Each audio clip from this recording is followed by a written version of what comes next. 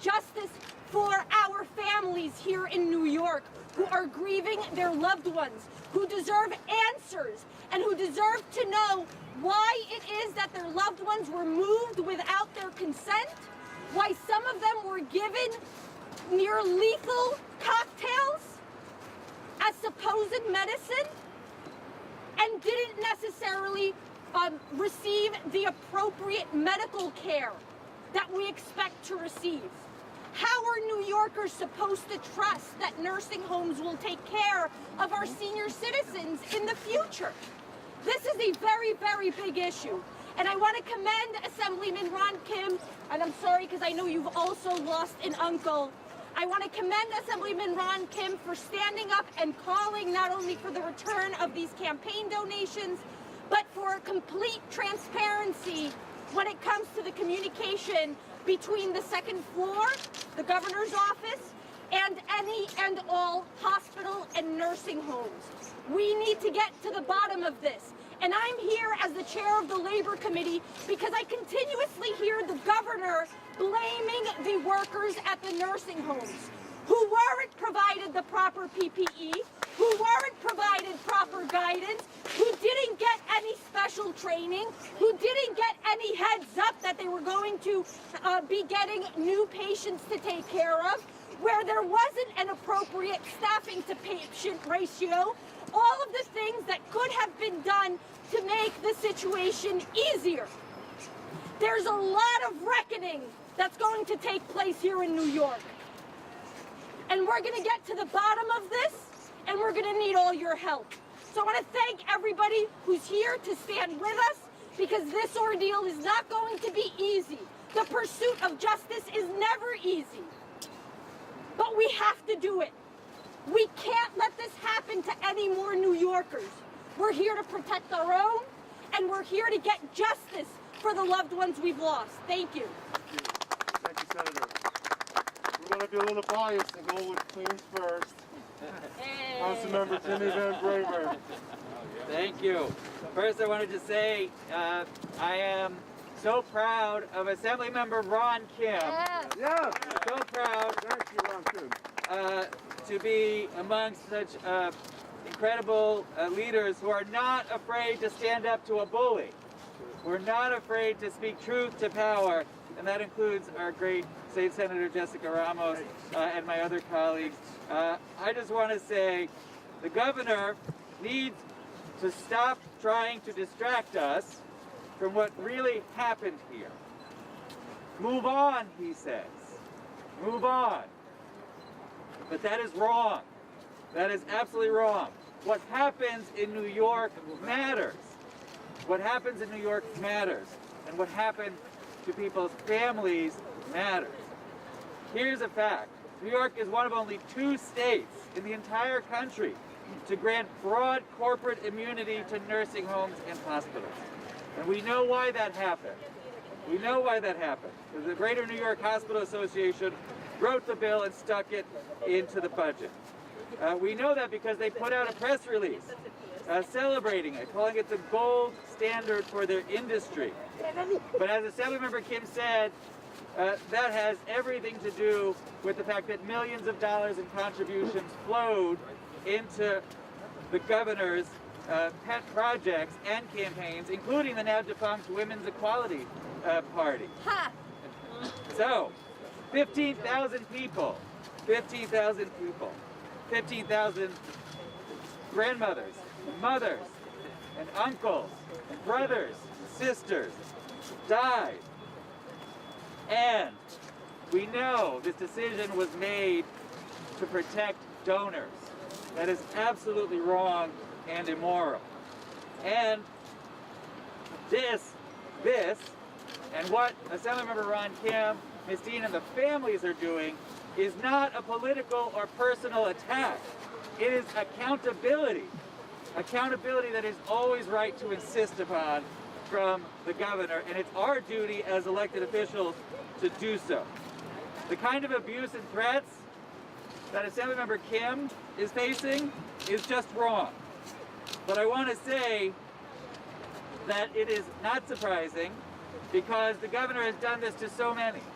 including so many women, including Senator Ramos, Senator Biaggi, and Assemblymember New. They have suffered this abuse as well and deserve our full support also in their fight against the governor's bullying. I refuse to accept it. We refuse to accept it. We are here to do our jobs for the people of New York. Thank you very much. Thank you. Let me bring up my friend, Councilmember Carlos Menchaca from Brooklyn. Thank you. Thank you. Buenos dias, everyone. I'm Carlos Menchaca, City Council Member representing Sunset Park and Red Hook. I'm here because families have lost family members, grandparents, uncles, aunts, brothers, and sisters at the hands of an unaccountable, out of step, someone who cares not for accountability or transparency, Andrew Cuomo. This governor has shown us time and time again how he is not accountable to anyone.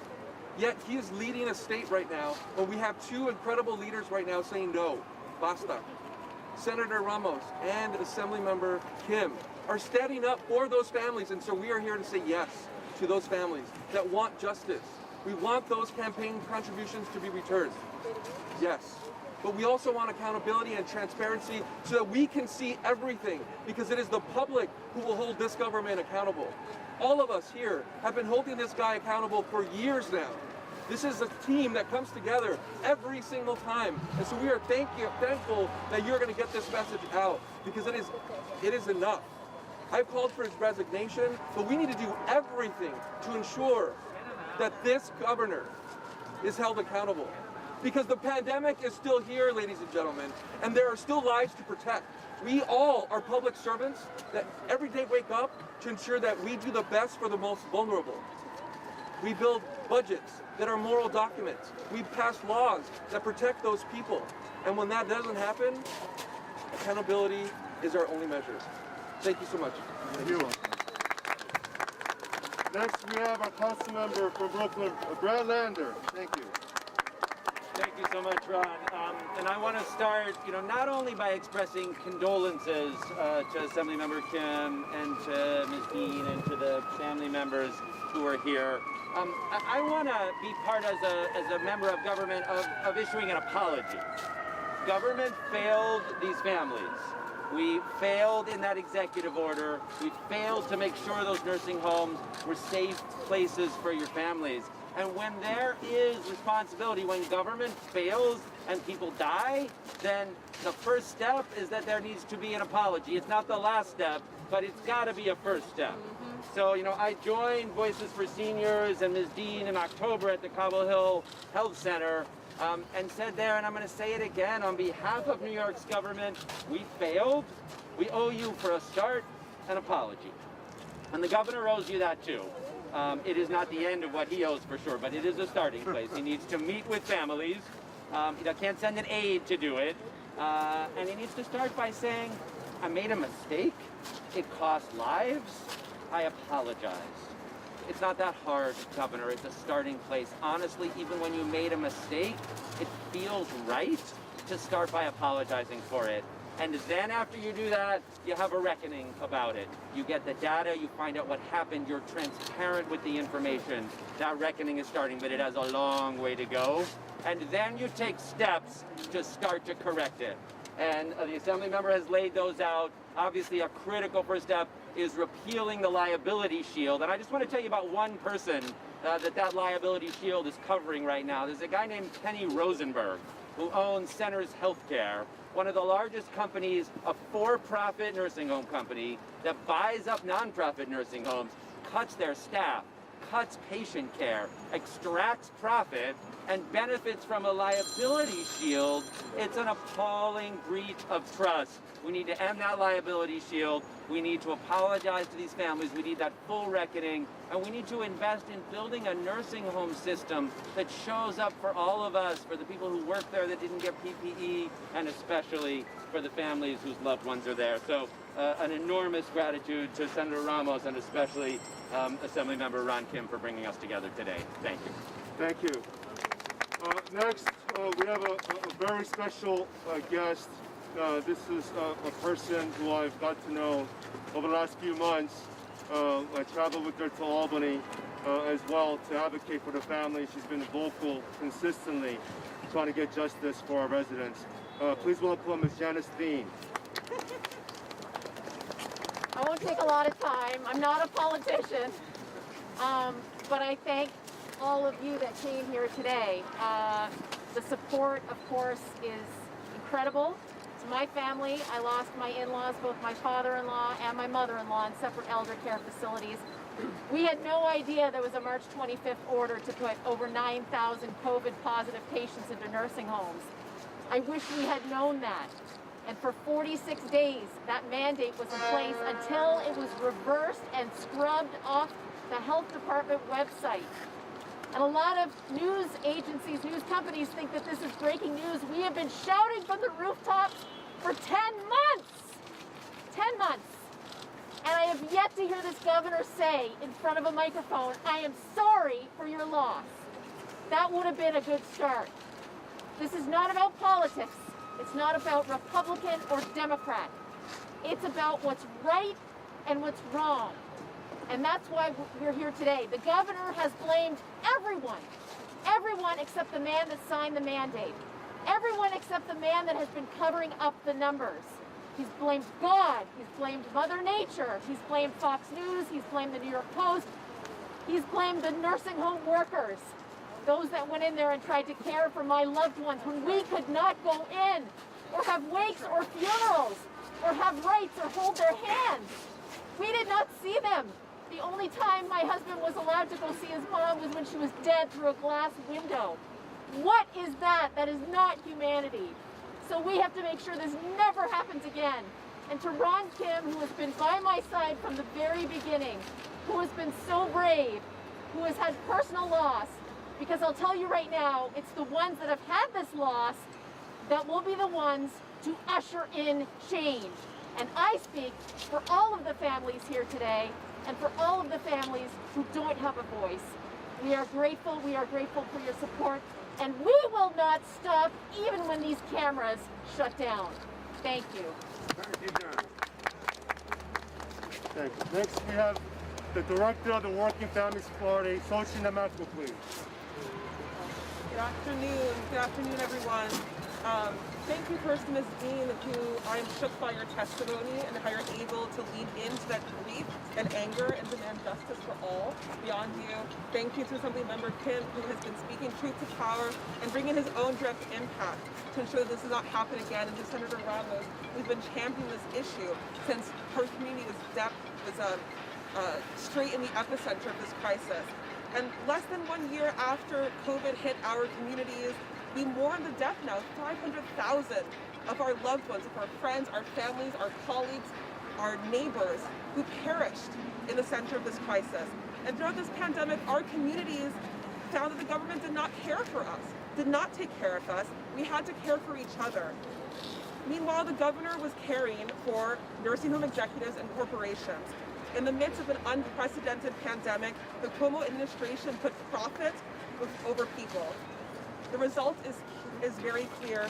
New Yorkers were unable to protect their vulnerable family members trapped in nursing homes. Thousands perished alone. And now these families are left looking for answers. We are all here looking for answers, and they deserve the truth. First, they were not given the truth about the government's involvement in the policies that led to these deaths. The governor stonewalled the legislature's request for data. The administration then published their own report absolving themselves of fault. And finally, they threatened Assemblymember Ron Kim for publicly discussing the state's involvement. That is not justice. That is not transparency. That is not good government. And we're saying that enough is enough. And at a time when New Yorkers are struggling just to keep their family members safe and mourning the loss of their loved ones, they should not also have to worry about whether government is being truthful to them, whether we are honestly being moved through this crisis and recovering. They should not be worried about whether our leaders are putting the needs of the wealthy, the few, the privileged, the well-connected above the care and well-being of the majority of New Yorkers. And that's why we're here today, to lift up Assemblymember Kim's demands about transparency and accountability in the nursing home system, That's why we're also here to lift up the need, the desperate need for real investigatory power and procedures to figure out what actually happened at the center of this crisis. This is the only way our government can regain the trust of all New Yorkers, and if an independent investigation does not begin, New Yorkers will rightfully be concerned that their government would rather not bring all the facts associated with this crisis, but protect the few, the privileged, the protected once again. We need a government that speaks for all New Yorkers. We need a government that puts the vulnerable first and that acts out of a compassion for those who've been absorbing the brunt of this crisis. So thank you for bringing us today. We stand very strongly with you, and we need to make sure that justice is served. Now, let's not forget, we're here to give justice for the families who lost loved ones and the people who survived COVID. They're still in nursing homes dealing with extra healthcare costs. This is what this is about, and I want to bring up the main organizing group, Voices for Seniors, who have been relentless in making sure to hold Governor Cuomo accountable. Thank you, Voices for Seniors. I will always carry my mother in my heart, but I have a piece of her here today to let you know that we have been fighting since we received her ashes, not just for my mother, but for the thousands of seniors that have died in our nursing homes and that those that have died as of Cuomo's strict isolation policies. Everyone forgets that the seniors have been dying for the past 10 months, and some of them not of COVID, but of isolation, loneliness, depression, and failure to thrive. If we should count those numbers, they would be astronomical. The travesty that has happened to our seniors this whole time. And Voices for Seniors has been standing, not as a group of hatred or vendetta, but of broken families left in the wake of the fire through dry grass. My mother, Ana Martinez, died a needless death. On the way here, I heard that Governor Cuomo said, and if this is true, it's just an addition of who he has blamed. He has said that the family should not have left the seniors in the nursing home. So besides blaming Mother Nature and God, and now blaming the staff and blaming the nursing homes, he blames families for our decisions to put our family members in these facilities. I have one thing to say. There's many seniors that are in these facilities for rehab and for temporary purposes only. My mother had a knee surgery and was supposed to be there only 3 weeks. There's people in these facilities that are 50 years old, they're 60 and 70, the prime still of their lives, and we write them off because they're a certain age. I want you all to know that people in certain facilities receiving rehab are people who have really bad accidents or some terrible diagnosis even at a younger age. And we need to account for the old and those in between. It could be me and it could be you in the future. Please stand with us, continue to tell our stories, because we're not going away. Thank you. Yes. Well, before we bring out the last speaker, I want to thank New York Communities for Change NYC. Thank you for showing up and for joining with us. Muchas gracias. Thank you. Next, we have our New York City public advocate, Imani Williams. Thank you, Ron, and everybody who's here. I'm appalled. I just heard from a family member that the governor is now blaming the family members. That is disgusting. Yes. Like, I came up here, I'm trying to remember what I was trying to say, because that threw me off. Like, I've heard the worst of the worst. But this governor, after he actually said that, I hope none of y'all in the media let him off the hook for blaming these folks who are in pain for his mistakes. I want to use a metaphor that the governor himself used on his posting. What we're talking about now is just the tip of the mountain. If you go throughout the entire mountain, not only will you see the lives and the bodies, unfortunately, of the people that he failed, the family members behind me, you will see executive order after executive order that failed from the beginning of this pandemic, from the slowness to close the state down, from who was defined as essential, who was forced out into the workforce when other people were allowed to stay home? Who was given PPEs and who weren't? Who wasn't? Who's given vaccines and who isn't? Where stations were set up to be testing? These are all executive orders from this man who asked for and received unprecedented power. So he should be held accountable. And the secret that everybody here knows is that this is not new for Governor Cuomo. This is who he has always been long before the pandemic. This pandemic has exposed so much faults in our system, from homelessness to food scarcity to things that attribute to gun violence. It is finally exposing who we knew this governor was all along. From pay to play with real estate to pay to play to nursing home owners. From ducking accountability, from passing blame to everyone else but himself, from bullying tactics. Besides the fascist ideology, you put that aside, it is very Trumpian in nature. He just happens to be a little bit more competent than Donald Trump. So I think we are happy finally to see some accountability. And we cannot let up. And it is not just important that we have accountability because of accountability's sake, but the governor is still in charge of moving us forward through this recovery of this pandemic. If we cannot collectively look at our errors and mistakes, because they will be made, how do we not make them again? And what we've seen is the same mistake over and over and over with this pandemic. So for the sake of these family members, for the sake of trust and accountability, for the sake of learning from our mistakes, this governor must be held accountable. So I stand here with Assembly member and everyone else for all of those demands, but I also want to make sure we focus on the for-profit nursing homes that have been almost unscrutinized, who are giving loads of money to this governor, who are crying broke. I read one article and it's probably mentioned that owner gave millions of dollars, if not more, to their son to purchase an airline. And so we have to look at all of this. We see associated contracts, people giving other contracts to their family members.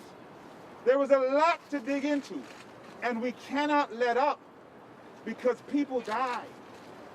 A lot of people die because of who Governor Cuomo is and has been allowed to be for many years. We became the epicenter of the epicenter. We should have been the shining progressive example of how not to have inequity, of how best to move forward. We were actually one of the worst on planet Earth. I just want people to understand that. Look at the numbers across planet Earth. New York State is among the worst on planet Earth. And that lies directly because of executive orders that occurred here. So we're looking at these incidents of nursing homes. We have to continue to dig in because he has nowhere to hide here. But we want to be clear. There is so much there.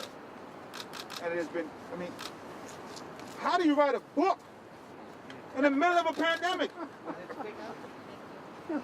I remember George Bush's mission accomplished. This is worse than that. This is a mission accomplished in book form. Leadership during a crisis, getting an Emmy, and people are dying. And what's worse, you're holding yourself accountable for nothing.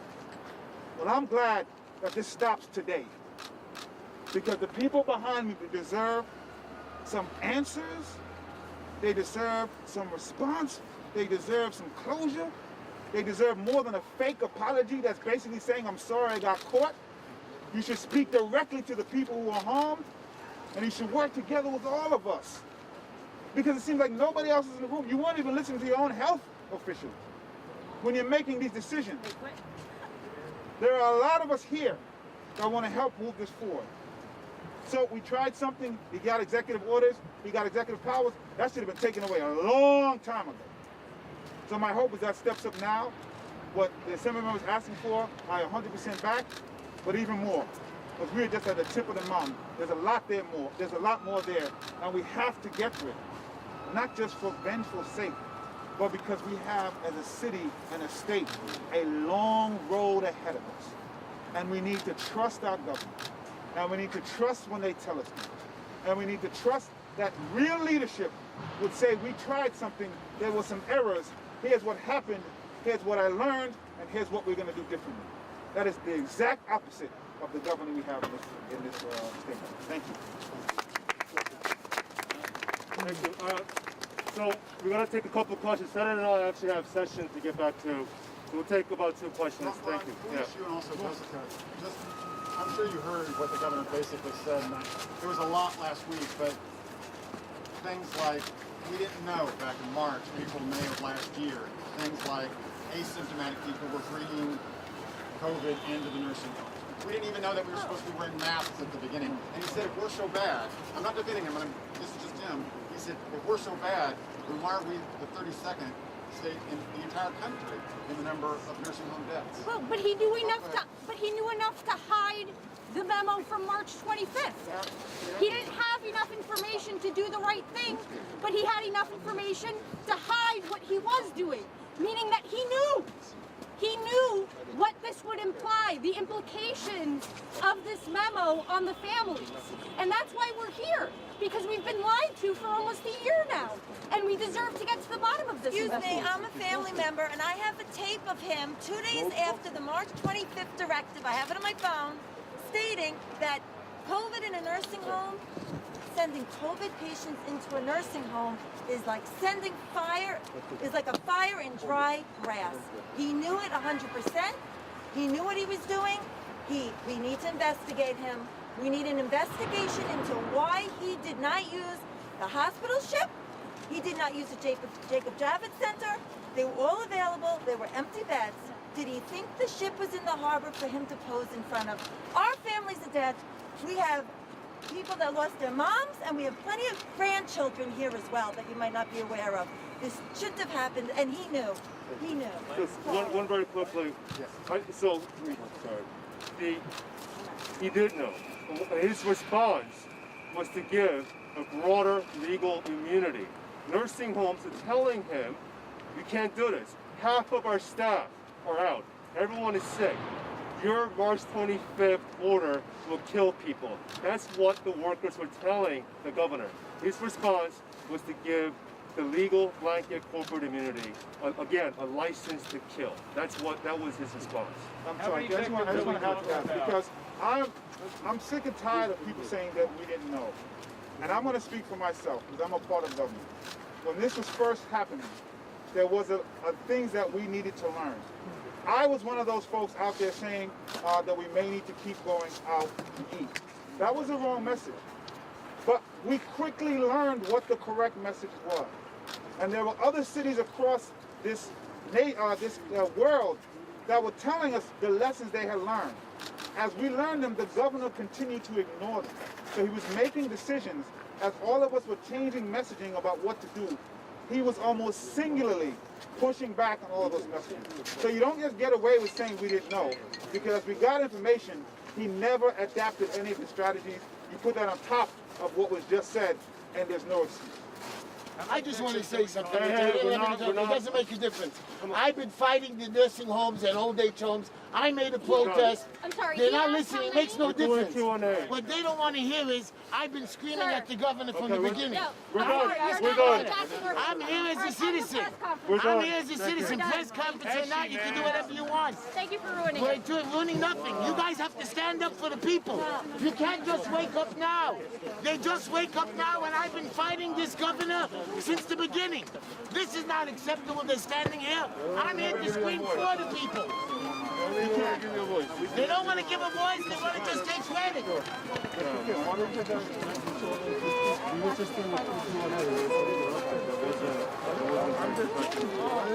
I have nothing against you. Did I say anything wrong?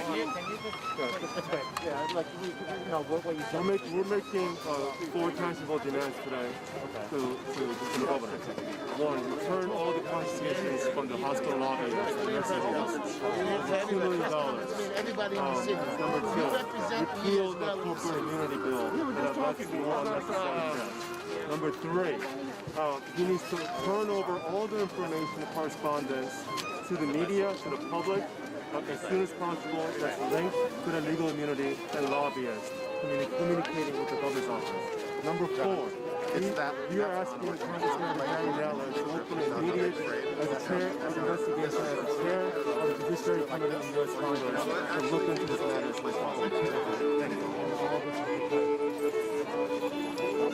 All this is because we know that his poison bill giving legal shield to some of the worst nursing home executives at the peak of the pandemic led to more unnecessary deaths that we could have actually repealed if we had all the data and information in real time, which we admitted that he suppressed the last 7 months.